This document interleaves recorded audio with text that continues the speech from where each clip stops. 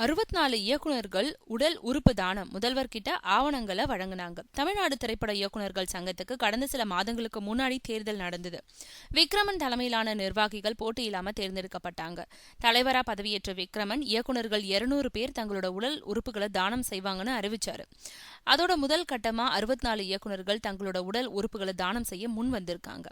இதுக்கான ஆவணங்களை தயார் செஞ்ச இயக்குனர்கள் சங்க நிர்வாகிகள் நேத்து முதல்வர் ஜெயலலிதாவை சந்திச்சு அவங்க கிட்ட ஆவணங்களை கொடுத்து வாழ்த்து பெற்றாங்க. ஆவணங்களை அரசு பொது மருத்துவமனைக்கு அனுப்பி வச்சாங்க முதல்வர்.